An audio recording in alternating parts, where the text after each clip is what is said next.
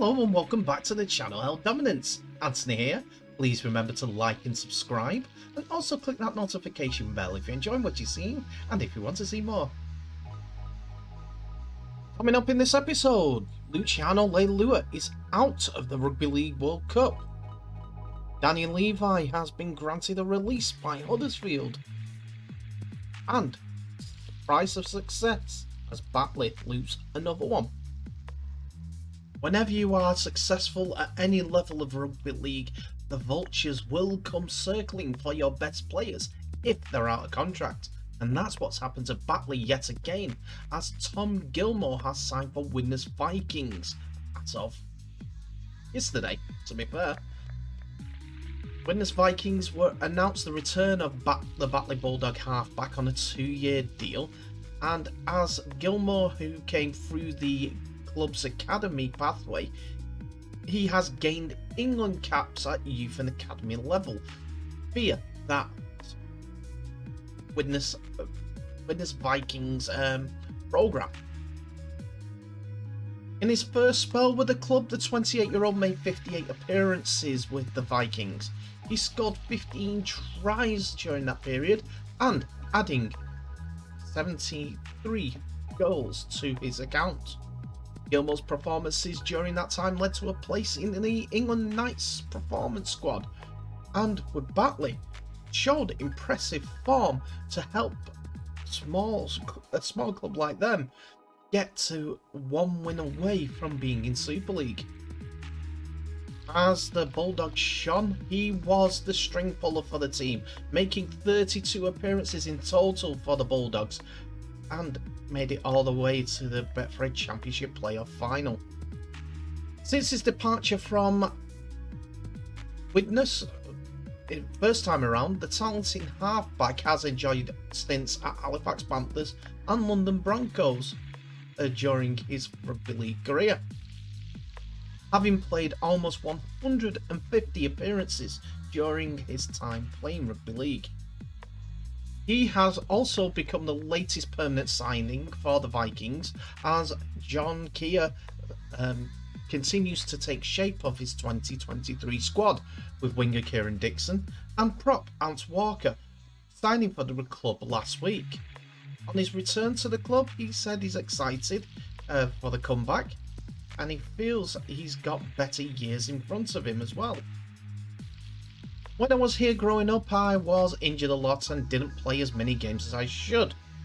The last couple of years, I've been back playing and showing everyone what I'm about.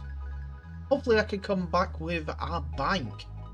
I know this level very well now, and I'll get the team around. Hopefully I can do it again next year. After being so close to the Super League, Gilmore will be hoping that he can go that one step further with Widnes, as they're putting together a squad, but it will be a difficult season, but more than likely a closer one than last season, with Lee getting promoted. He made his debut for Widnes first time around against London Broncos in the Super League when he came on as a substitute, and then played for them throughout that season. He was relegated with Widnes in 2012, and he played with them in the Championship. He knows the club inside out, and hopefully there will be a few familiar faces that will let him settle and hopefully produce the same type of form for Widnes that he can and has shown for Batley Bulldogs.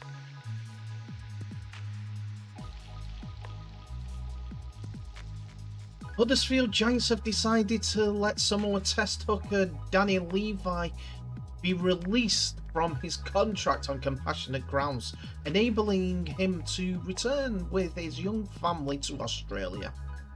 The 26-year-old, who made 30 appearances for the Giants in the 2022 Betfred Super League season, had another 12 months left on his contract, but will return home after playing for Samoa in the World Cup.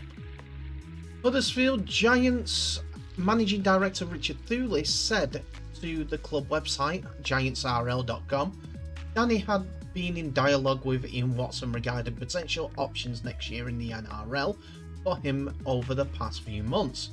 Whilst we were very keen for him to stay, it would be unfair given the circumstances which have now cropped up. Danny can leave with our very best wishes and return down under after his World Cup commitments, with hopefully great memories of his time as a Giant. We'll always try to put the players and their families' happiness and well-being as a priority, and in this instance, Danny has been straight with us throughout and made what I am sure is the right call for him and his young family, which we support, and we're able to facilitate this. The focus of Ian and his coaches now turns towards that area of the squad, with Adam O'Brien and George Roby being already signed and space now available to add there should they be able to attract the right caliber of player to add into our mix of hooking options. Levi started with a club that had plenty of promise at the beginning of the year, with them challenging in the early stages for the top spot in Super League and also going all the way to the final in the Challenge Cup. At that time, unfortunately, he wasn't able to translate his form and the early season Huddersfield form into a trophy winning season, but 30 appearances and a lot of admiring glances from many other clubs, seeing Levi's talent at first hand. A playing career with almost 150 appearances, Danny Levi, as well as playing for Brisbane Broncos, played for the Manly Seagulls and Newcastle Knights. Newcastle Knights being the place where he made his debut, as he midway through the 2013 season, he made his debut. He made his debut in 2015, as he was named on the interchange bench during that year for the Junior Kiwis against the Junior Kangaroos. He made his first grade debut for the the Knights against Cronulla Sharks, playing off the interchange bench again in a 30 points to 28 loss at Hunter Stadium. He now bids farewell to Super League and Huddersfield Giants, maybe coming back in the future, to try and get that NRL dream back up and running again. But at this time, good luck to him and his family. Hopefully it's nothing too untoward that has forced him to come to this decision. But if he's doing it for the right reasons, i.e. family, young children seeing the grandparents, etc., etc., it's fine by anyone. You can't be ignoring your family at any point of your life.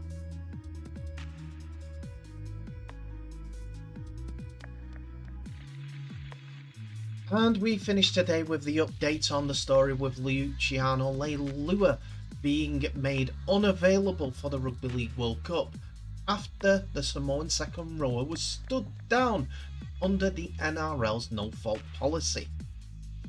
No-fault stand-down policy, to give it its exact terminology. After days of discussion, the NRL confirmed that Leilua will be stood down and his status imposed by the International Rugby League officials at the same time.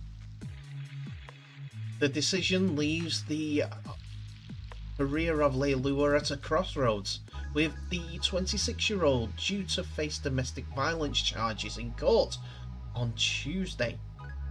Leilua had remained some chance of being able to play in the tournament, given that his bail conditions didn't restrict him from leaving the country. His charge also did not result in a minimum sentence of more than 11 years in prison, this requirement for a mandatory stand-down. However, the NRL, who has long insisted that charges relating domestic violence would result in a discretionary stand-down, imposed a stance on Leilua. The league had spent recent days trying to confer with the IRL whether on any decision would be carried across, before receiving confirmation it would.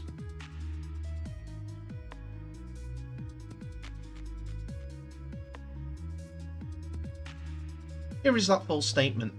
The National Rugby League is aware that New South Wales police have charged Luciano Leilua with a common assault, domestic violence related, and intentionally or recklessly destroying damage or property following an alleged incident on Monday the 3rd of October 2022. The NRL has advised the North Queensland Cowboys that Luciano Leilua is subject to a no-fault stand-down condition under the NRL rules. The decision should in no way be interpreted as the views on innocence or guilt of the player. The discretionary no-fault stand-down condition has applied in this instance as a criminal charge involved allegations that the player acted violently in relation to a female. Under the condition, the player is not permitted to participate as a player in the NRL competition or any representative competitions. The no-fault stand-down condition is recognised by the Rugby League World Cup. Leilua will be allowed to train with North Queensland once they return in November. However, he will have to wait until the completion of court matters before any potential return to the competition. A mid-season signing from West Tigers, Leilua has made a significant impact on his arrival at the club in 2022 and is a significant part of their plans for at least the next 3 years. While this has affected his Samoa chances not going to the World Cup this time around in England, the club he plays at, North Queensland, have made a statement. The Cowboys will continue to provide support to all parties involved and will await the completion of the court process before making any further comment, the club said in a statement on their website.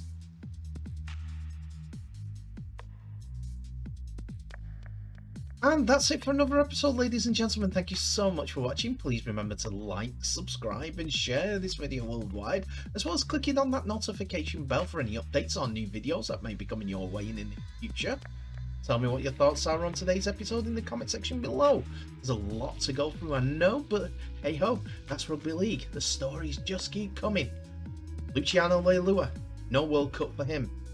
Tom Gilmore, going back to where it all began for him as he moves to Widnes once more. And what about the other one? The Levi. That was a shock. Huddersfield fans, you may have got 2 in recently. One's going out. What would you like to see from a hooker? Want something along the lines that he has? Or a Joey Lucic or anyone like that? You tell me in the comments. Anyway, thank you so much for watching. Please remember to share this video worldwide. I wish you all the best, so please stay safe, and I'll see you in the next episode.